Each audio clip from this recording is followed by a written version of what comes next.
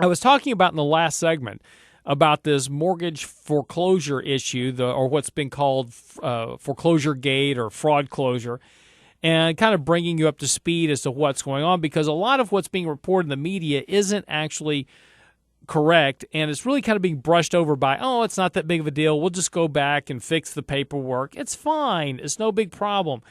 There is a big problem with this, and we talk about these issues in kind of this macro nature, especially when it comes down to your investments. This is something that could actually cause the next kind of crack in the financial markets as more and more of this comes to life. And we left off in the last segment talking about how this massive fraud was carried out through these foreclosure mills, with the inevitable innocent bystanders really kind of getting caught up in the fraud itself. Now, the guy who got foreclosed and evicted from his home in Florida was one of the first cases that really started kind of bringing all this to light. Why was it this one guy in Florida?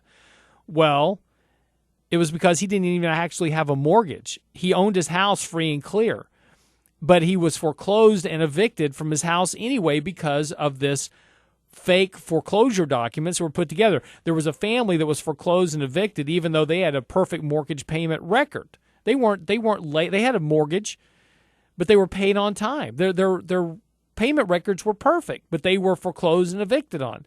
This is happening all over the country, not just in Florida. It happened in Delaware. It's happening in California. It's happening all across the country. You've got 50 AGs around the country now starting to look at this foreclosure issue as more and more of these fraudulent activities kind of come to light.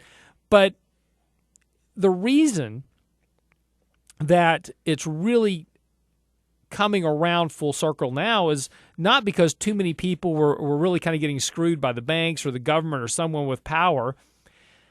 It was really more of an issue of that this is kind of how America works these days. There's no alarm bells that started going off when the title insurance company started to refuse to insure titles. In every sale, a title insurance company ensures that the title is free and clear and that the prospective buyer is, in fact, buying a properly vetted house with its title issues all in order. Title insurance companies stopped providing their service because, of course, they didn't want to expose themselves to the risk that the chain of title had been broken and that the bank had illegally foreclosed on the previous owner. That's when things start getting really interesting. That's when the attorneys generals of various states have started snooping around and making a lot of the noises. Of course, with elections coming up, it's not surprising they're not even more active than they are at the moment. But the fact that LI Financial, which was formerly GMAC, General Motors Acceptance Corporation that was partially owned by Government Motors, JP Morgan Chase, now Bank of America, have all suspended foreclosures. Now, just in the last day or two, they've started talking about restarting these foreclosures.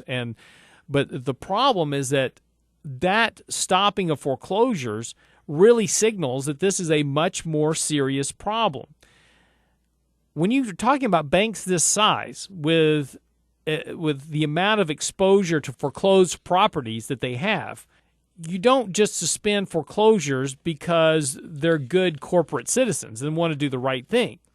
They're halting the foreclosures for a reason. Now, what I want to talk about when we come back is the move that was made by the U.S. Congress last week, which I actually have to give the current administration, let's just call him, Obama did the right thing. We'll talk about that after this break. I'm your host, Lance Roberts, sitting in for Dan Patrick. We'll be right back. And we left off talking about the fact that big banks don't halt foreclosures because they're good citizens. They halt foreclosures because something's wrong. And they're halting foreclosures for a reason. Now, here's what's interesting. There was a move recently by the United States Congress to sneak by the Interstate Recognition of Notarizations Act. And that was basically the banking lobby trying to push this through Congress very quickly, very quietly. Nobody heard about it. And they wanted to get this law kind of shoved down our throats again so that their foreclosure mills forged in fraudulent documents would not be scrutinized by out-of-state judges. Now, this is important because when you start committing fraud across state lines, it's a whole nother ballgame, okay? So they didn't want these loans that were fraudulent scrutinized by out-of-state judges. Now, the Senate carried out their master's will by a voice vote. They sided up with the bank lobbies again to get this Interstate Recognition of Notarizations Act pushed through.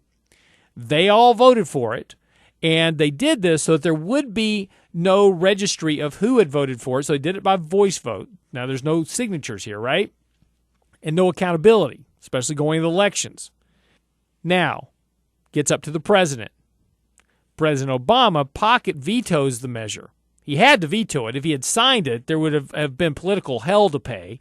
Plus, it would have been challenged almost immediately and likely overturned as unconstitutional in fairly short order. But even with that, and look, I'm giving him kudos for pocket vetoing the thing, even though he didn't really have a choice. But he did it with a pocket veto. He didn't even come right out and have the gumption to do it with a straight veto and just say, no, this is wrong.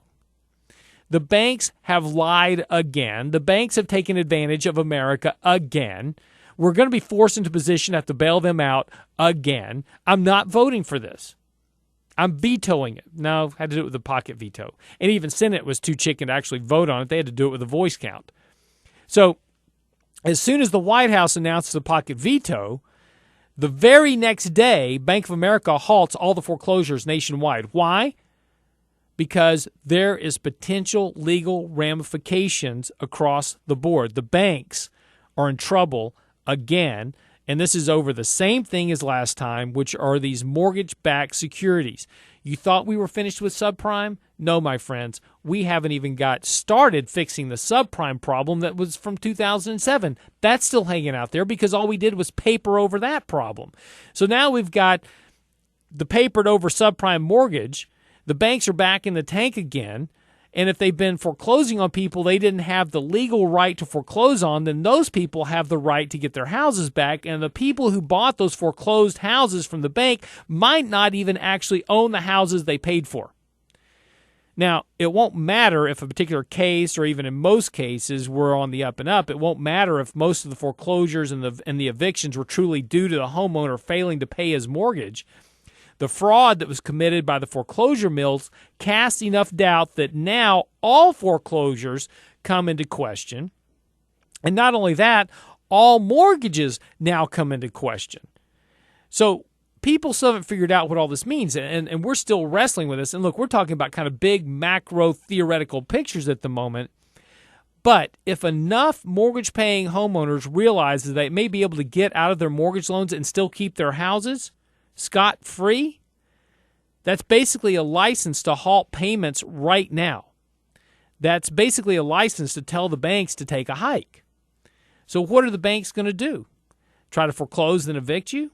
The problem is now the average homeowner gets it. Great. You want to foreclose on me? Show me the paper.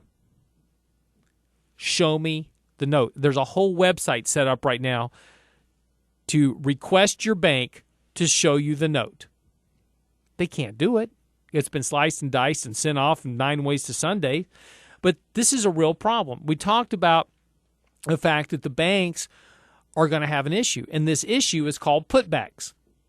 There is potential for putbacks from when they sold off their mortgage. The person that bought the mortgage, if they realize that the mortgage wasn't properly executed, they have the right to put the mortgage back to the person that originated it. That's about $60 billion for Bank of America. It's about $70 billion or so for Wells Fargo.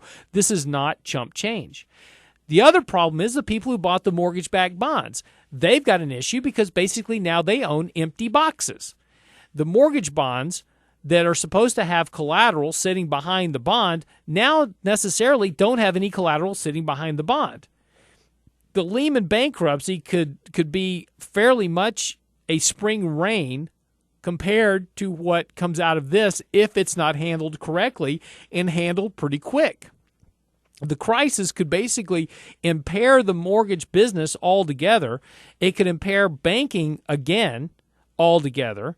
And this is what we keep coming back to. If you haven't noticed, every time the banks have been involved in something, whether it was in subprime loans, whether it was the securitization of mortgages, whether it was the derivatives from CDOs to all types of CMOs and other types of exotic derivatives.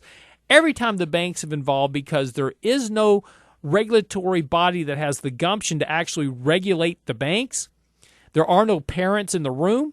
We have to keep coming back and bailing them out, because you know what they tell us if we don't bail them out? If you don't bail us out, it's going to be worse than the Depression. You're talking about economic Armageddon, and everybody loses. You got to give us the money. So the question now becomes, who's going to bail out the banks next? We've got a whole new bunch of people getting elected in the Senate and the Congress, and I hope they do the right things. But what are they going to do? Are they going to bail out the banks again? Because that's the one thing we can't keep doing.